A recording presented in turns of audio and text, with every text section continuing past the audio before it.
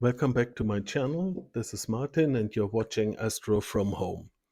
Today we'll look at starting a plant with the Touptek Astro Station, so the steps that the device is going to take, and some small wrap up from my side with the pros and cons, respectively, what still needs to be done by Touptek to have a perfect device for us. And now let's just jump in. So the targets have been selected like you have seen in the last video. You can again adjust some of the settings for each of the target. Don't forget to press save now and then in order to have the system remember everything what you did, even though it should remember on its own without doing so. And once done, you can just click on start capture in that screen here, and the Touptek Astro Station will show you where it's going. Uh, while it is centering the target, you only get this plain screen here with center target begins. This is the first go-to that the system is performing, and unfortunately we don't see much what's going on. Just now and then we see small progress bar beneath the record button, and while the system is doing this, you can switch to your guide camera or wherever you want, so the system will not stop during that activity. And you see it takes a bit of time as usual that the system is doing some image acquisition and trying to plate solve to get to know where the telescope is pointing. And here at the bottom we see the coordinates where it is, and it's doing a second go to be exactly pinpoint on the coordinates. In that second step you usually don't hear the mount move at all if you're close to the desired coordinates, so only very small adjustments are being made in that step to exactly match the coordinates that you entered in your plan. So, and we've seen that it's completed already. Here the confirmation again at the bottom of the screen that the coordinates have been reached, that the system can go on now. Next will be the guiding. It's also activated automatically that the calibration is happening. Unfortunately, as you see on the right bottom side of the screen, that the histogram, the auto stretch is activated, which is blowing up the stars a lot, as you know from other programs. Once you do a screen stretch, the stars explode if you have a lot of dark background. And this is still a bug today, that you cannot disable it once it was activated. And yeah, what you see at the bottom, the calibration is doing the well-known steps that we also know from PhD2 by adjusting array and deck movements, clearing backlash, and then start guiding in a few seconds. So you see it's almost done, and it's nudging south a few steps, and now we are guiding. At the moment the Astro Station only allows single star guiding, and here I've been adjusting a bit the gain of the guide camera with this right hand menu to make the screen a bit nicer, but it failed totally. So, and as the guiding calibration has been completed, the next step what the Astro Station is doing is performing an autofocus run. This should start in a second or so, and here it is at the bottom of the screen. You get all the information related to the focus point, the HFR of the star field, and now it starts. So we see I set the point and the HFR, and let it speed it up for me as it takes a couple of steps to have proper focus.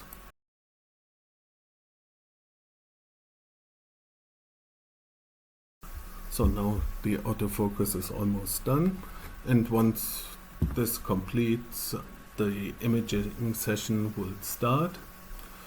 This should be the case in a few seconds because I made the screen a bit slower now, and once this is through, I'm going into a small wrap-up on the device.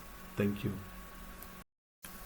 So as the software is still beta status, from what I could see, there are still a couple of cons, that's for sure, but the AstroStation already can deliver some pros from my point of view, and now we are going to look into the points that I find positive and negative at the moment.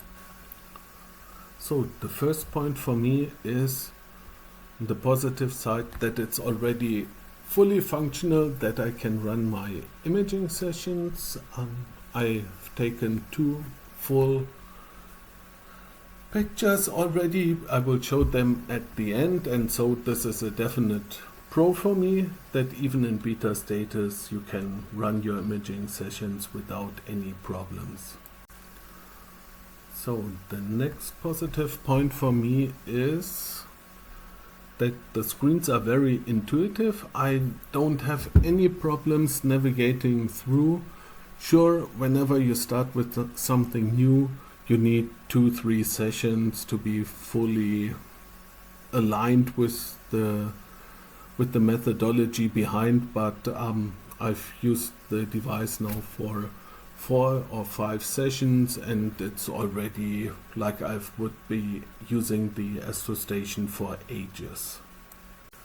And the third point for me on the positive side is that Touptek included PhD functions to enhance guiding, so with this minimum star movement that we are all missing with the ASI Air, and it's great to see that Touptek included those.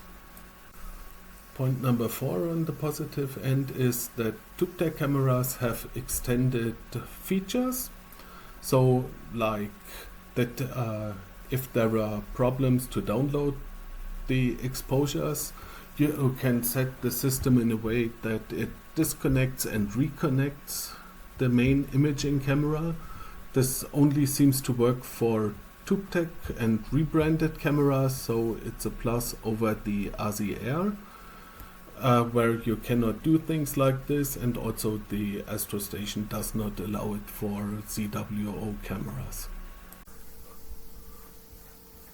So in this point number 5, we have that there is a user-driven automatic update process of the app, the core application and the library, so you're not forced to upgrade to the newest version whenever you do not want to, because you have to actively click update. The system will automatically remind you, but you don't have to apply it, and that's a real plus for me, because there can always be times when an update is being released that is not working properly, and this way you can wait for a fix, and yeah, it's something good for me. So next we have that as a positive point, a huge repository of drivers to connect your devices. That's just yeah, the plus of the Indie library, which is not limited to a single manufacturer or a brand, as Indie is almost as wide as ASCOM, and so absolute plus for me that the full Indie library is being utilized here. So next point is this automatic reconnect of the camera in case an issue is being detected, so that the frames cannot be downloaded. This for sure is similar to point number 4 for the Touptek cameras, but this also seems to apply to all other rebranded cameras that are built by Touptek. So it's not only limited to those which have the label Touptek on them. So the next one is going again back to the brands of devices that can be used. So it's directly connecting to point 5 and 6 with the Indie library. So you can connect various brands and also DSLRs, and you're not limited to just one manufacturer, and I just wanted to highlight this on top once more. So now let's get to the negative points that I could find so far. As it's still beta, not all is done, and the first point would be that there is no multi-star guiding yet. Like you have seen in this video, the guiding software is just logging on to one guide star and following this one, and I've already addressed this point to Touptek that they need to add multi-star guiding, as it will increase guiding accuracy for all of us. The second negative point for me at the moment is that there is no station mode, so that you can connect the Astro Station to your home Wi-Fi. You have seen in my introduction video I connected a mini router to it to have the Wi-Fi connection to my home network. This is also addressed to Touptek already, and I'm pretty sure they will include it in one of the upcoming updates of the core application. So next on the negatives at the moment is that there is no Sky Atlas yet. So custom framing is quite difficult because you would need to do it via coordinates, but the coordinates in the Astro Station and in Gaia don't match. But the same is with Gaia and the RZR, and yeah, let's see how it will look like when Touptek is going to release the Sky Atlas, and I'm also confident on that point that we will see it being embedded in one of the upcoming releases.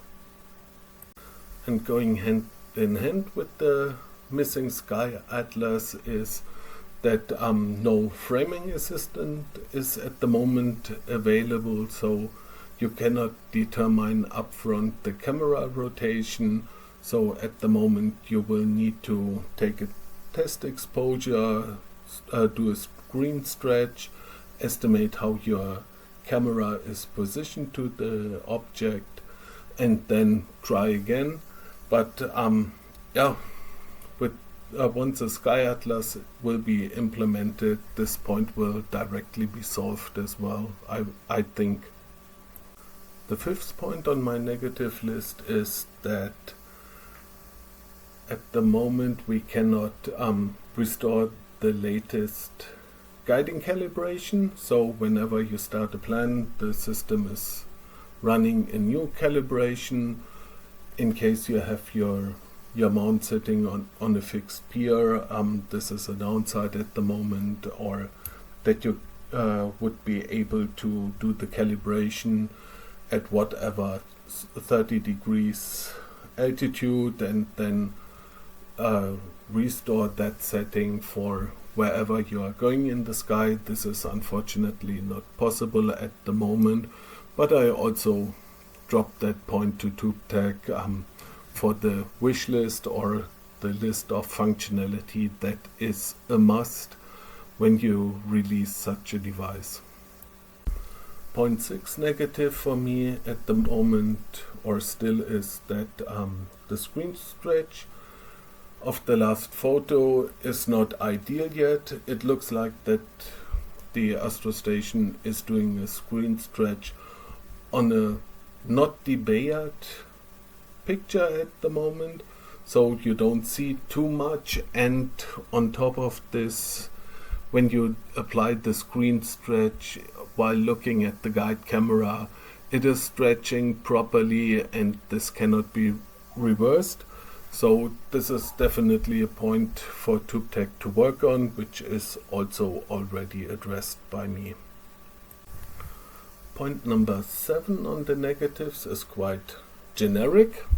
So it relates to the user experience, which is not so good at the moment because you get everything displayed in a very technical way, just the written information what the system is doing. But in terms of user experience, this is not good because as a user I want to see what the device is doing.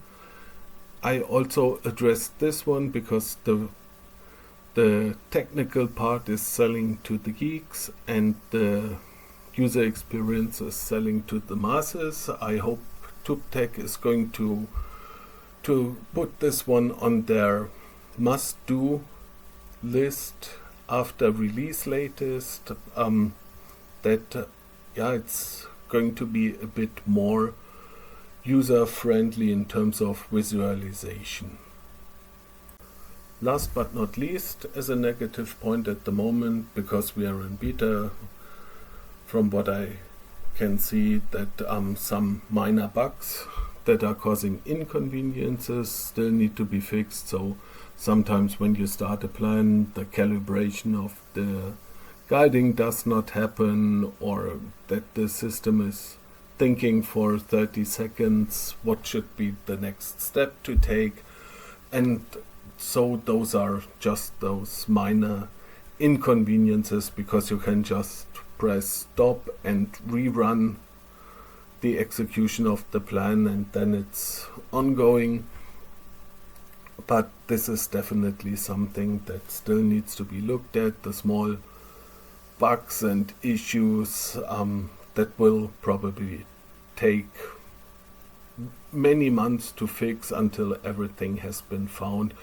And we see in other software as well that even after years there are some inconveniences or unexpected happenings that can occur.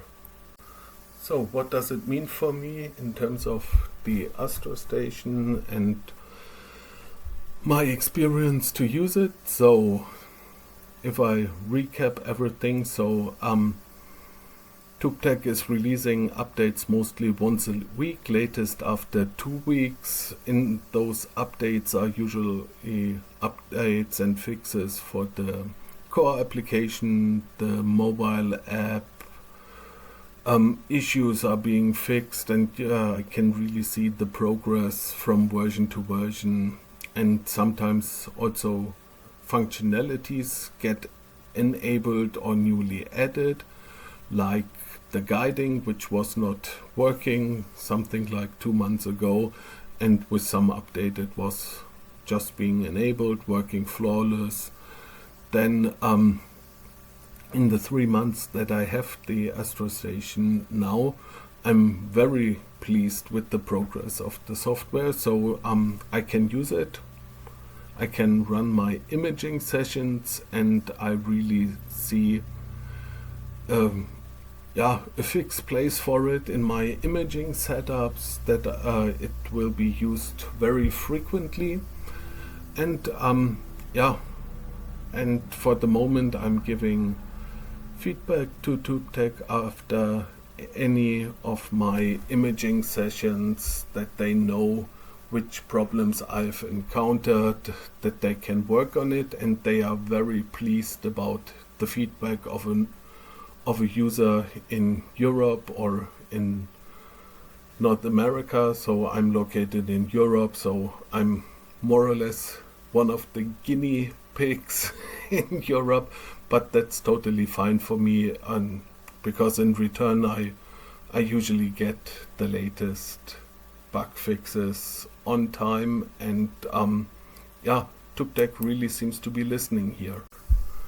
And as I was playing open with Touptek, that I organized that device via a Chinese dealer, and it's not in sale yet.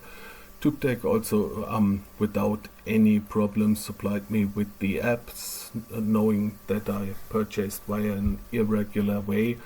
And I'm thankful for their support, and their support only made it possible that I was able to do this video review in 3 episodes so far, and if there are any news in terms of functionality or some major problems like the Sky Atlas are being fixed, I will definitely do more videos on the Astro Station.